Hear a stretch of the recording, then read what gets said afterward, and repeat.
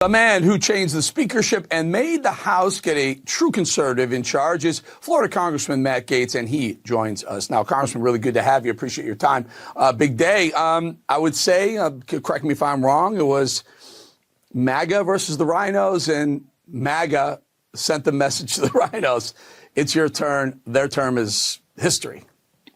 MAGA Mike Johnson, the new House Speaker. He is a devout man of God. He is a brilliant constitutional scholar. Some of my favorite moments in Congress have been watching Mike Johnson wipe the floor with Jamie Raskin on the Democrat side on the finer points of constitutional law and process. And I know now that the speakership will exist to empower the members of Congress, not the members of the lobbying corps on K Street. That is the principal change. And I want to thank you, Eric, because on some other conservative networks, right, maybe so-called conservative networks, they refused to even give the prospect of a change of the speakership any opportunity to enhance the interests of the American people. And you saw the vision to have a more conservative speaker, to have a more honest speaker. We have now delivered on that. We've got to get to our budgeting issues. We're going to pass our Israel support resolution, and we've got to get this border closed, all while dealing with a woke and weaponized government. Congressman, I want to get to the policy in a minute, but I want to stay on that for a second, because you're right. We were here, this show specifically said, take your time, do it right, get the right person, don't rush through it. Being corrected, being right is better than being first or fast.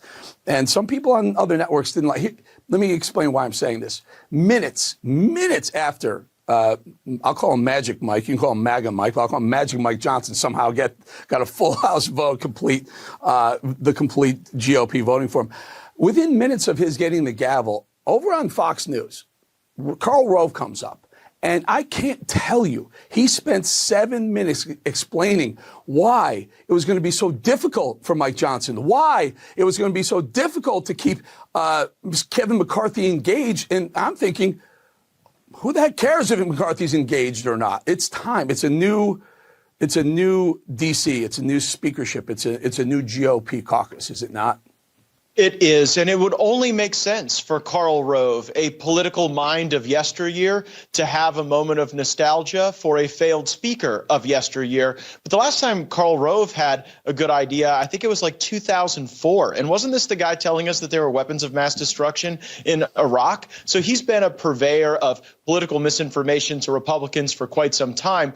I am not a pessimist regarding the speakership of Mike Johnson. I am an optimist. We do have to support him. We've got to back his vision. We've got to unify as Republicans, but we have to have unity with purpose. You see, with Kevin McCarthy, there was only unity for unity's sake and power for power's sake. But we have to use the unity to achieve power that will then result in policy changes that will help our fellow Americans. Mike Johnson has said that the French work week we've been living on in Congress is over. He's a Louisiana man, and we're going to bayou hours. So people are actually going to have to work on Mondays and Fridays. We may have to stay over some weekends to catch up from, I think, the languishing that has infected the House of Representatives up until this point. And the agenda is a robust one. Israel, our federal budget, making sure that we get our defense bill conferenced and negotiated, and then starting the budgeting process earlier next year so that we're not backed up against the clock with a desire for all the lobbyists to smush these issues together. Matt, let's dig in. Congressman, folks, he's a friend of mine. Sometimes I default to Matt. I apologize going forward. No Congressman, two big things. I believe it's November 15th. Government runs out of money again. So there's been rumors that Magic Mike Johnson may want to, the first time, do a continuing resolution. This is one of the things that got McCarthy in trouble. Where do we stand on how we fund the government past that prior 45-day window you carved out? I'm not for continuing resolutions, and I can tell you that today, before the ink was even dry on Mike Johnson's speakership, he sent out a letter with a week-by-week plan between now and the end of that government funding to pass our bills. And nothing is stopping the Senate from passing their own defense bills and state and foreign operations bills and agriculture and interior and energy and water bills, and then negotiating those in divided government as we must in order to keep the lights on. Mike Johnson is not surrendering to governing by continuing resolution. Now, if we engage in all of our best efforts and the new speaker needs some sort of bridge to get to the single subject bills. I want to be open-minded about that. It's not my preference. Is he also did the rule that got McCarthy out, which you used brilliantly, by the way, folks? People were really upset with you, and it was just I was just watching. Go, give him time, give it time. Gaetz is going to be right. We're going to end up with a conservative speaker for the first time, maybe, certainly in my political lifetime. We'll give him time. My question is, did that one GOP vote to motion to vacate, did that transfer over to Johnson?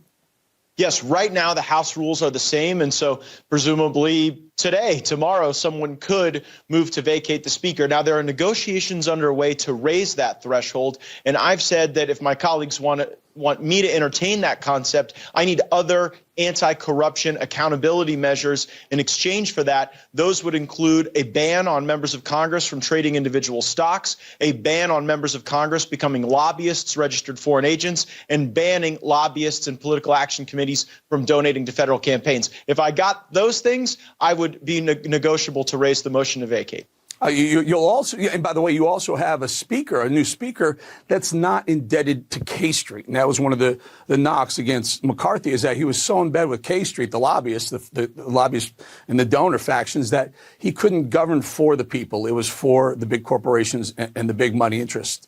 Johnson won't bring that baggage about, right? No, he's going to be inspiring to the donors who want to support Republican campaigns without being forever indebted to some of the worst globalist interests that have presided over managed American decline.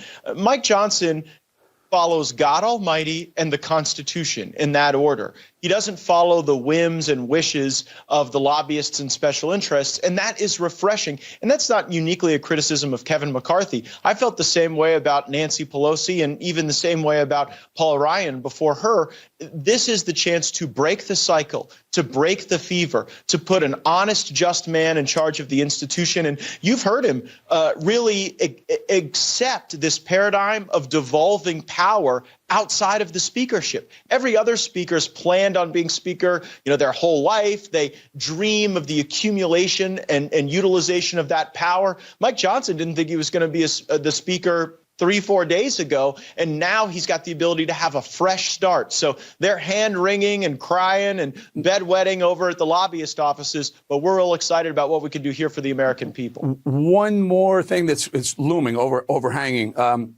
Joe Biden has said or indicated that he wants the Israeli assistance, the funding, to be tied to the Ukrainian funding as well. I think conservatives are pushing back on that. Where do we stand with Mike Johnson? Will he bring something that separates the two? Well, you heard Mike Johnson in his speech today and in his remarks yesterday reference the need to prioritize Israel. I agree with that, and I've not heard Speaker Johnson indicate a desire to lash Israel to Ukraine. I know people have different views on Israel and Ukraine, maybe than I have, but however you feel about these things, these are complex matters that deserve their own dignity and their own review. An asymmetric terrorism-based conflict in Israel is very different than a state-on-state war with Ukraine and Russia, with Russia being a nuclear power with intercontinental ballistic missile delivery systems. So to mush them together is really a disservice to America's interests on both fronts. Very quickly before we go, take a listen to Hakeem Jeffries handing the gavel to Mike Johnson, and he had to do it. They just, the Democrat, they can't just let it happen. They had to take that final parting shot. Take a listen. We faced adversity in December of 1941 when a foreign power unexpectedly struck, plunging us into a world war with the evil empire of Nazi Germany. We faced adversity on September 11th, 2001, when the towers and the Pentagon were unexpectedly struck, killing thousands of lives in an instant. We faced adversity right here in the House of Representatives, when on January 6, 2021, a violent mob of insurrectionists, incited by some in this chamber, overran the House floor as part of an effort to halt the peaceful transfer of power. Congressman, political hackery at its worst. Your thoughts? No, no one overran the House floor. That is revisionist history. And I honestly pity the Democrats who are living in their own mind capture of January 6th each and every day. Mike Johnson's speakership is a path to the future. It's a way to look forward about how to better design our federal programs and our federal spending and our priorities on the border with actual results. If Democrats want to keep playing January 6th over and over in their own minds, I don't think it's good politics. It's certainly not good policy. Congressman Matt Gaetz, right man, right time. Congratulations on the wins. Thank you very much. Hey, thank you, and thanks for having our back, Bolling.